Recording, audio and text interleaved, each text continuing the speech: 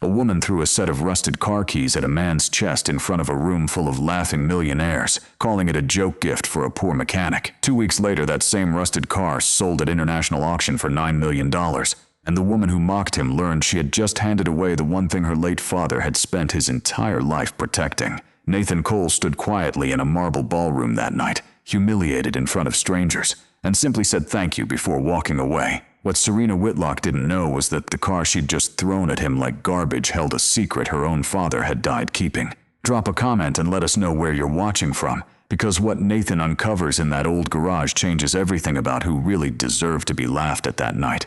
Long before any of that mattered to a room full of strangers at a charity gala, Nathan Cole had once been the kind of engineer companies fought to hire. He'd graduated near the top of his class, worked on projects most people spent entire careers dreaming about, and had a reputation, early on, for solving mechanical problems other engineers had given up on entirely. The kind of quiet reputation built through results rather than self-promotion. They had met in his final year of engineering school, Claire a nursing student with a stubborn optimism that balanced out his more reserved, methodical nature, and the two of them had built a life together that Nathan, even in his hardest years afterward, never once regretted choosing over any career ladder. Then his wife, Claire, was diagnosed with an illness that stole a little more of her each month, and Nathan made the only decision that ever mattered to him after that. He stepped away from the career, stayed by her side through every appointment and every hard night, and became the kind of father their daughter, Emma, would need once Claire was gone. After Claire passed, Nathan didn't go back to the corporate world. He rented a modest house not far from where he'd grown up himself, opened a small classic car restoration garage with money saved from selling most of what he and Claire had owned together, and built a quieter life around raising Emma and working with his hands. Emma had been barely 5 years old when Claire passed, too young to remember much beyond fragments, a scent of lavender, a particular laugh, and Nathan had made it his quiet mission ever since to keep her mother's memory alive through small, ordinary rituals rather than grand gestures. People who met him now saw a soft-spoken man in oil-stained coveralls, and most never guessed at the sharp, disciplined mind still working underneath. There were nights in the early years after Claire's passing, when the old ambition still surfaced, a formed thought about whether he'd made the right choice, whether some part of the world he'd left behind still wondered what had become of him. He never let those nights linger long. Emma would wake early, ask for pancakes, ask about the weather, ask 100 small questions that reminded him exactly why he'd chosen the life he had, and the doubt would quiet itself back down by breakfast.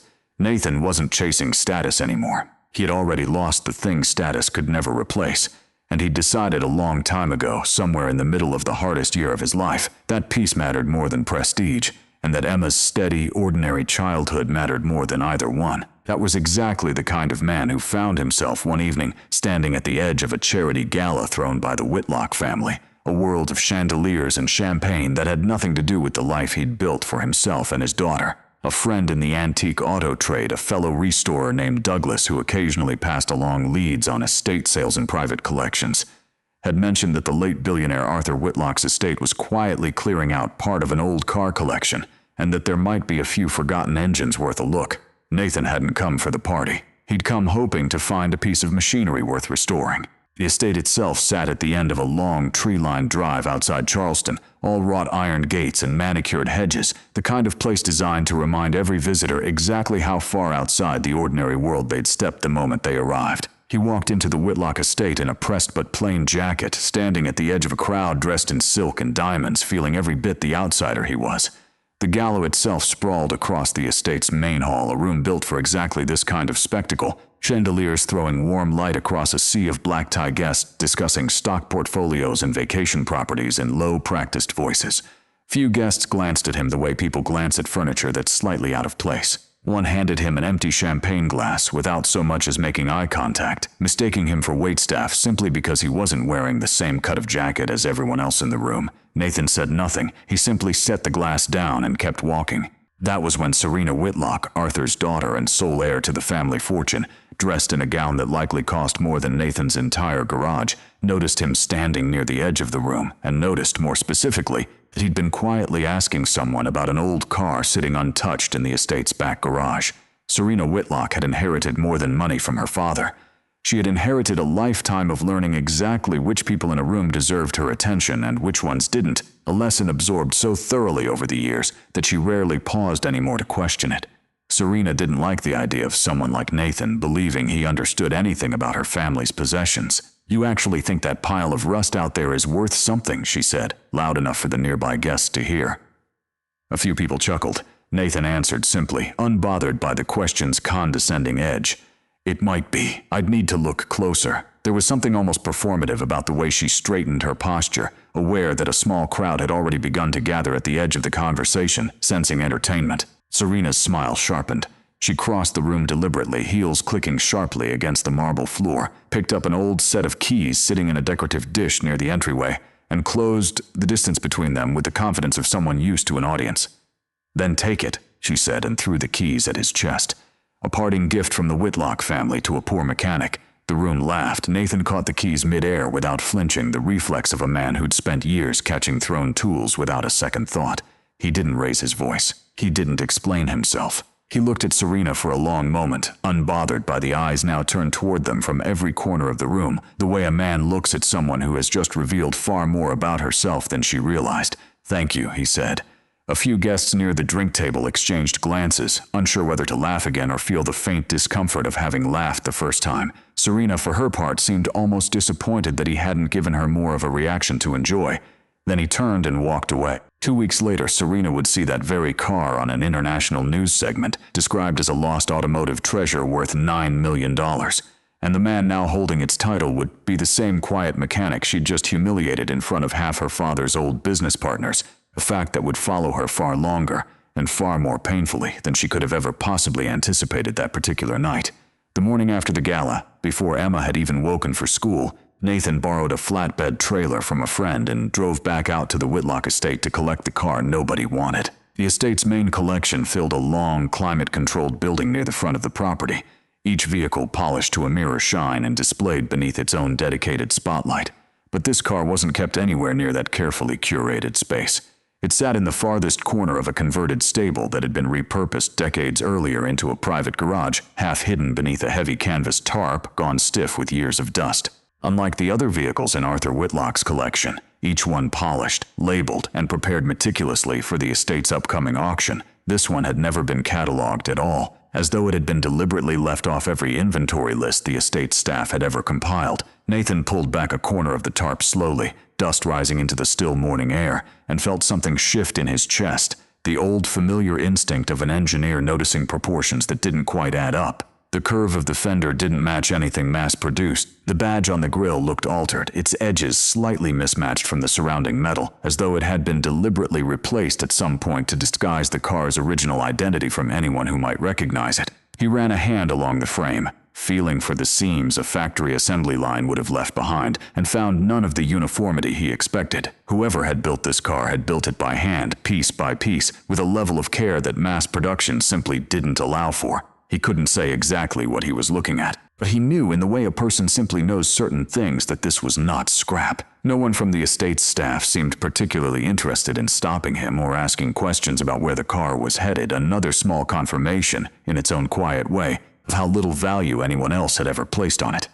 He loaded it onto the trailer without a word to anyone still inside the main house, securing it carefully despite its rough condition, and drove it back to his own small garage, where it sat under fluorescent light looking even more forlorn than it had inside the Whitlock estate. Flat tires, cracked leather seats, chipped paint, a motor seized tight from years of neglect. "Why bother?" his friend asked, arms crossed, clearly unconvinced, glancing skeptically at the sagging, dust-caked frame.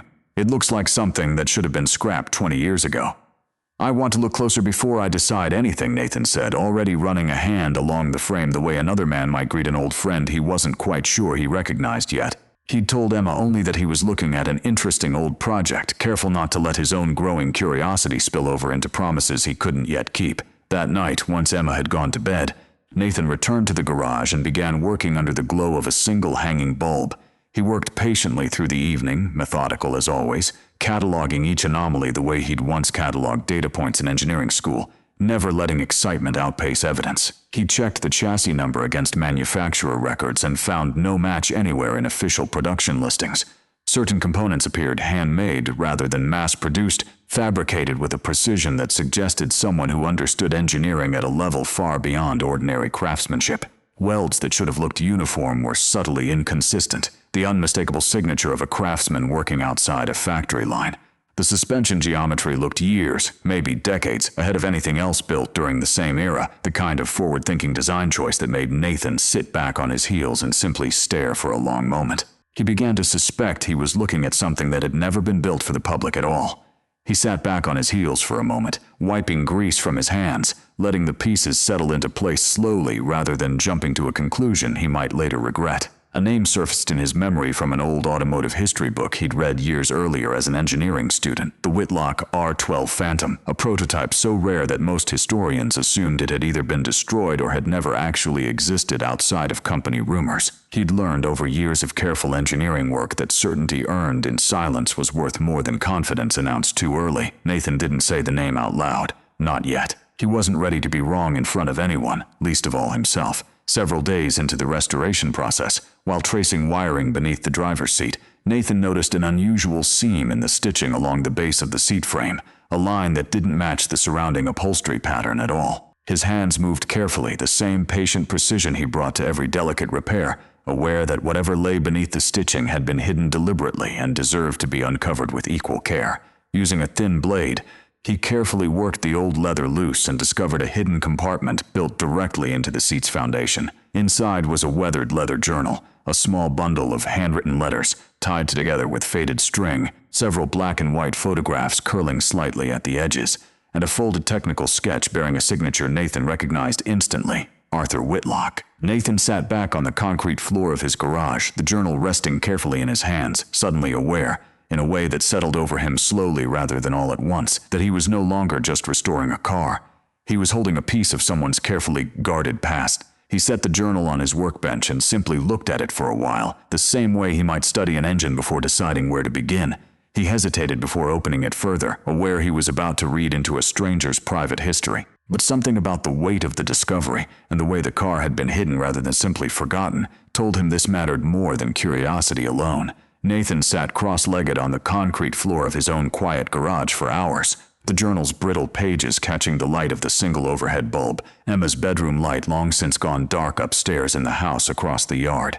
He read slowly, careful with the aging paper, aware that whatever this document turned out to be, it deserved more care than curiosity alone could offer.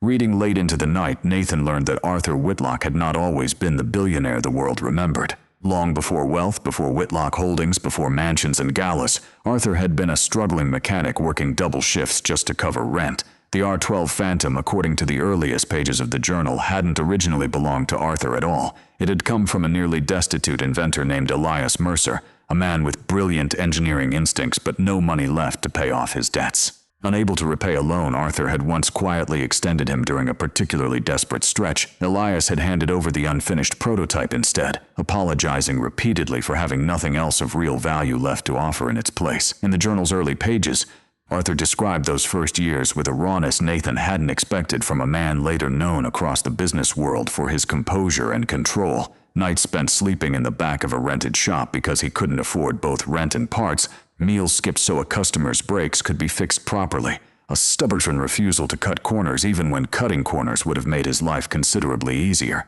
Arthur kept the car for the rest of his life, not as an investment, not for status, but as a private reminder of exactly where he'd come from before the money changed everything else around him. Between the earlier passages about hardship and the later ones about success, Arthur had written surprisingly little about the years in between, as though the accumulation of wealth itself hadn't seemed worth documenting the way the struggle before it had. In the final pages of the journal, Nathan found a passage that struck him harder than anything else inside it.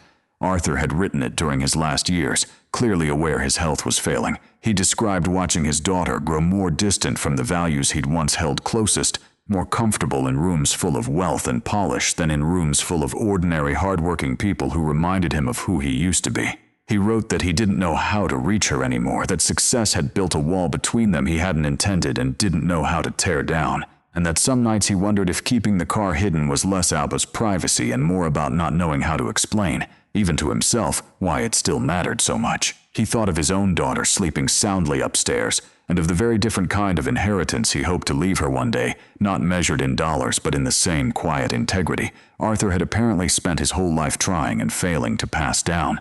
Nathan closed the journal gently, the garage silent except for the low hum of the overhead light. Whatever this car turned out to be worth, he understood now that it carried something far heavier than money. Word travels quickly in specialized circles, and rumors about an unusual prototype surfacing in a small-town restoration garage passed along first through Douglas and then through a chain of collectors who all seemed to know one another, eventually reached Professor Helen Ward, a respected automotive historian who had spent much of her career searching for exactly this kind of lost vehicle. Professor Ward had chased down dozens of false leads over the years, rumors of lost prototypes that inevitably turned out to be clever replicas or simple misidentifications, and she carried that hard-won skepticism with her the entire drive out to Nathan's modest garage. She arrived skeptical, expecting another exaggerated story from an amateur collector.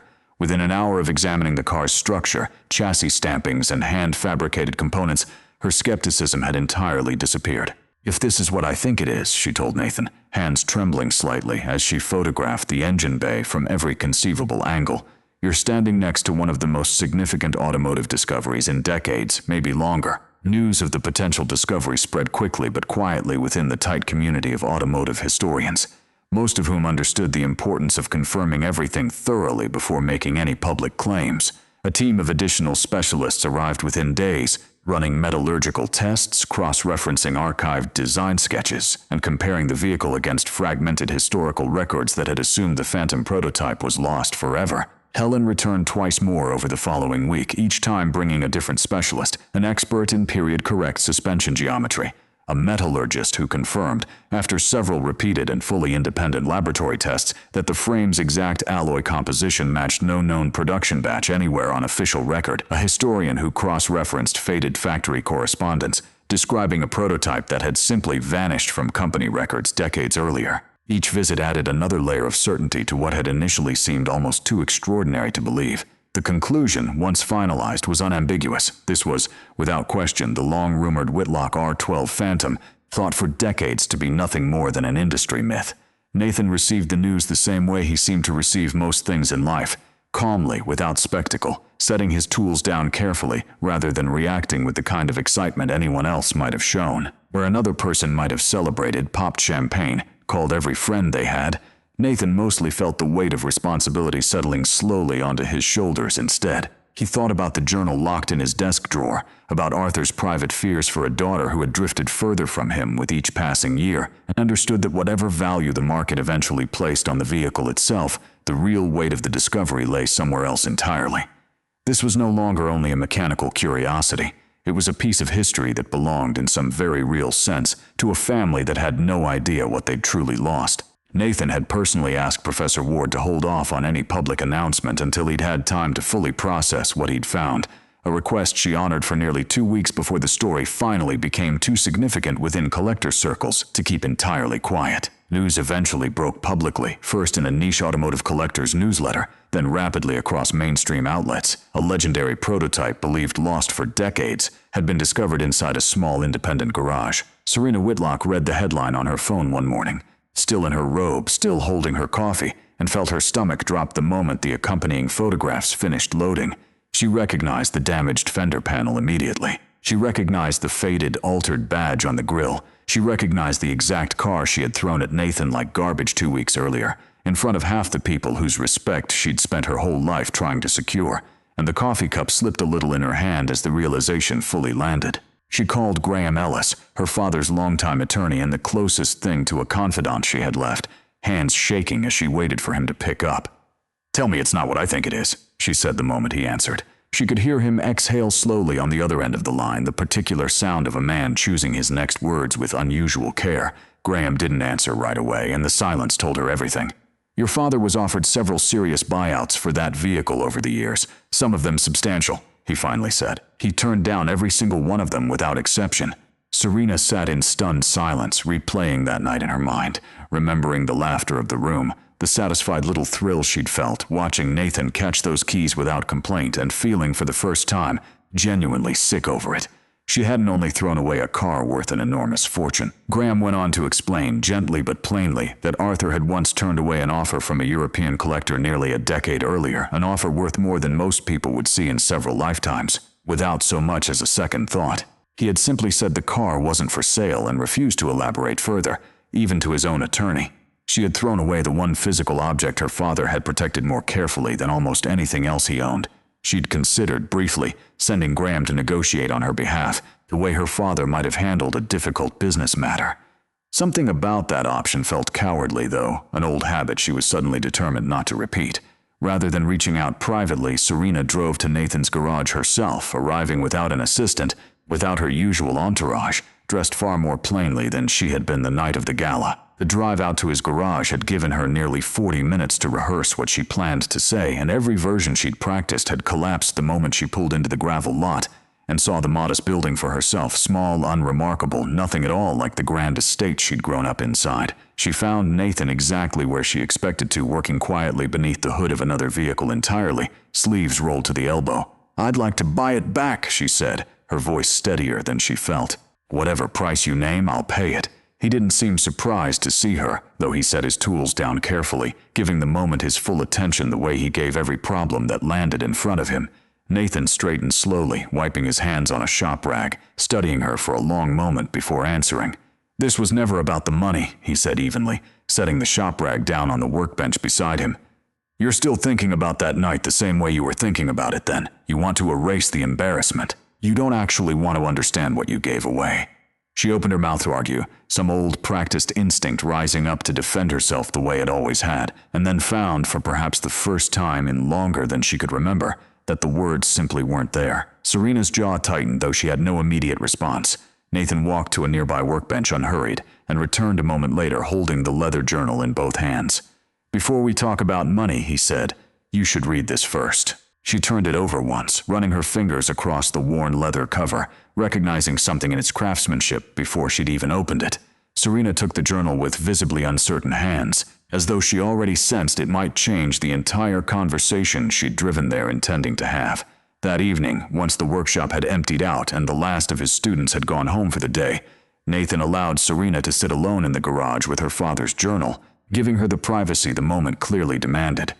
Nathan had offered her the small back office to sit in, away from the noise of the main workshop, and she'd accepted gratefully, needing whatever quiet and privacy the modest space could provide her in that moment. She read about her father's early life, the debts, the long hours, the quiet kindness that had once defined him long before wealth reshaped the way the world saw him and the way he saw himself. She read about Elias Mercer's desperate, apologetic gift and about her father's decision to hold on to that broken prototype for the rest of his life, refusing every offer to sell it no matter how extraordinary, keeping it hidden even from the daughter he loved.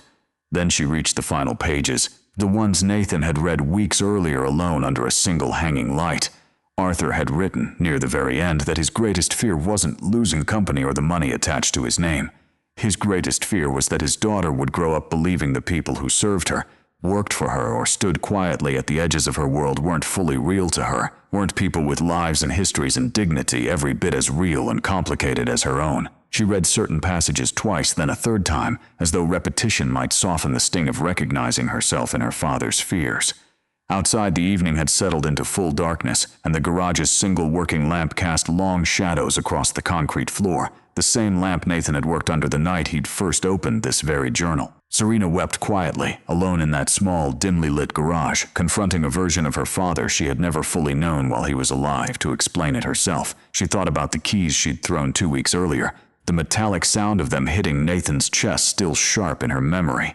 She thought about the laughter that had followed. It wasn't a comfortable realization, and she didn't try to soften it or explain it away the way she might have a month earlier. She simply sat with it, letting the discomfort do whatever work it needed to do.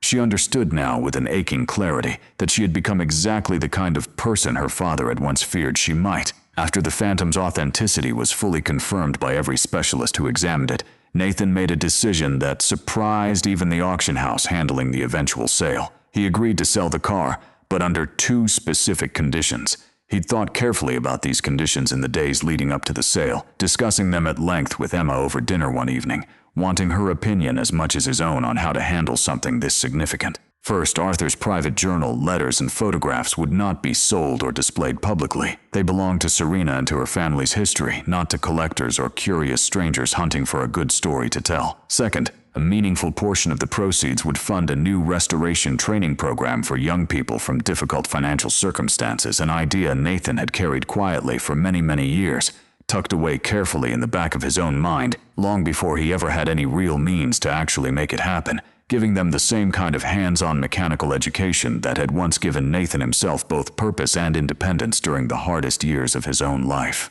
In the weeks leading up to the sale, Nathan found himself fielding daily calls from collectors offering private deals well above what he expected the public auction itself to reach, each one promising discretion, speed, and a number designed to end the conversation before it truly began. He turned down every single one of them, unwilling to let a private handshake replace the transparency and public accountability he felt this particular sale deserved. The international auction, held weeks later, drew collectors, journalists, and automotive historians from around the world. The auctioneer's voice carried a practiced calm even as the numbers climbed far beyond anything the room had likely anticipated at the start of the evening. Bidding opened modestly and climbed steadily, 1 million, then 3, then 5, then 7, the room growing quieter and more intense with every new bid called out. For a moment, the number itself seemed to hang in the air, larger than anyone in the room, larger even than the extraordinary machine it was attached to. When the final bid landed at $9 million, the auctioneer's gavel came down to sustained applause throughout the room. He'd chosen a seat deliberately out of the direct sightline of the cameras positioned near the podium, more comfortable observing the culmination of months of quiet, patient work from a distance than standing anywhere near the spotlight it had inadvertently created for him. Nathan sat near the back, composed and still, watching the moment unfold without any need to be at its center. Serena sat several rows away, tears sliding down her face, though everyone around her assumed understandably that she was simply overwhelmed by the historic sale price. In truth, she wasn't thinking about the money at all. She was thinking about her father, and about how long it had taken her to finally understand him, and about the strange, roundabout way it had taken a stranger's patience to hand her that understanding when nothing else in her life ever had. In the immediate aftermath of that historic sale, reporters camped outside the family estate for many days hoping for a statement. She spent the first few weeks after the auction largely out of public view, reading through the remainder of her father's private papers, meeting quietly with Graham to understand exactly how the family's philanthropic arm had operated over the years, and slowly, carefully forming a plan that had less to do with public image and far more to do with the kind of quiet, lasting legacy her father had apparently wanted to leave behind all along. In the months that followed, Serena Whitlock began quietly restructuring her family's charitable foundation. She personally funded scholarships for the children of mechanics, drivers, housekeepers, and laborers, the very people she had once walked past without a second thought, reviewing each and every single application personally, one by one, entirely by herself, rather than delegating the task to an assistant the way her family had always quietly done before her. She ended the extravagant annual galas her family had long been known for entirely, replacing them with smaller, quieter community initiatives that never once appeared in a society column or generated a single headline. She made a deliberate habit of learning the names of every staff member she interacted with, and using them, a small, quietly ordinary change that felt almost embarrassingly overdue once she had finally gotten around to actually doing it consistently every single passing day. He spent considerable time choosing the location, eventually settling on the same modest lot where his original small garage had always quietly stood for years, expanding outward carefully rather than relocating somewhere far grander, determined that the academy remain rooted in the same unglamorous, working-class neighborhood where he'd rebuilt his life, quietly and patiently after Claire's passing. Nathan used part of his own share of the proceeds to expand his modest garage into what eventually became known as the Coal Restoration Academy, a hands-on training program built specifically for young people who had never been given a real chance to discover what they were capable of. Reporters occasionally requested interviews in the many long months following the sale, some offering quite considerable sums of money for exclusive access, hoping for a tidy story about a small-town mechanic's overnight fortune, and Nathan turned down nearly all of them, granting only one very brief public statement clarifying that the discovery ultimately belonged as much to Arthur Whitlock's memory as it did to him personally. He never wore his new position like a badge of honor. He still showed up early most mornings, coffee in hand, unlocking the workshop doors himself rather than leaving it to anyone else, still got his hands dirty working alongside his students, still preferred quiet, patient instruction over any kind of public recognition. Emma had grown considerably taller and considerably wiser and more thoughtful too, since the night her father first brought that rusted, forgotten car home on a borrowed trailer, old enough now to fully and completely understand exactly what her own father's quiet, careful patience had ultimately uncovered, and proud of her father in a way she didn't always know how to fully put into words, though she tried anyway. His daughter Emma, now a teenager, designed the small logo that eventually hung above the workshop entrance, a single simple key. Because sometimes, Emma said, watching her father hang the sign for the first time and stepping back to admire it, the thing someone throws at you out of spite ends up being exactly the thing that opens the next door. At that particular point in time, nearly a full and very busy year had already quietly passed since that auction, and the Academy's first small class of students had already begun rebuilding their first engine together under Nathan's patient supervision, young hands slowly and carefully learning the same patient discipline that had once quietly carried Nathan through the hardest, loneliest, most difficult years of his own personal life. Serena visited the Academy quietly one afternoon, without cameras or any kind of announcement. The Academy buzzed quietly around her, the sound of tools clinking against metal, a radio playing low somewhere in the back, the ordinary rhythm of people learning a craft with their hands. She stood for a long while in front of an old photograph Nathan had framed and hung near the entrance, an image of Arthur Whitlock as a much younger man, standing beside an unfinished engine, sleeves rolled up, hands stained dark with grease. "I wish I had known this version of him," she said softly, tracing a finger lightly along the edge of the frame. Nathan, standing nearby, answered without hesitation. "Maybe some part of him was hoping you'd find him again eventually," he said. "He just didn't know it would take a busted old prototype and a room full of strangers laughing to make it happen." She had come alone in plain clothes, unrecognized by anyone in the busy workshop. She lingered near a group of students working on an old sedan's transmission, watching the easy way Nathan corrected a mistake without embarrassing the student who'd made it. Patient in a way she suspected had taken him many long, difficult years of quiet practice to build into a genuine, lasting habit. Before she left that day, Serena asked the question that had clearly been sitting with her since the moment she'd first read her father's words in that quiet garage. "If I hadn't thrown you those keys that night," she asked quietly, almost afraid of the answer, "what do you think would have happened?" He took his time answering, the way he took his time with most things in his careful life, letting the question settle fully before offering anything back at all. Nathan considered the question seriously, glancing around at the Academy filled with young students learning to rebuild engines with their own two hands. "Then I think you'd still be looking at your father from the outside," he said, "the same way most people look at someone they've decided they already understand.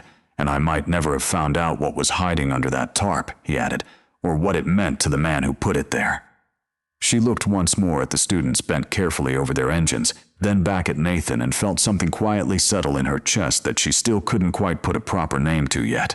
Serena nodded slowly, absorbing the weight of it. A rusted car once dismissed as garbage carried the memory of a father struggling across a lifetime to leave his daughter something more valuable than money and never quite finding the words to say it directly. A man dismissed as nothing more than a poor mechanic, a man who had already given up far more than most people ever would for the sake of the people he loved, held the patience and quiet integrity to uncover it properly, treat it with care, and use what he found to build something meaningful for others. And a woman who once measured every person's worth by appearance, by clothing, by the size of a bank account or the polish of a handshake, finally learned that the truth that matters most rarely announces itself with polish or price tags. Sometimes it waits patiently beneath years of dust inside a hidden compartment nobody thought to look for, tucked away by someone too proud or too frightened to say what they meant out loud, until the right person, the kind who was never in a hurry to be seen, finally takes the time to look closely enough to find it.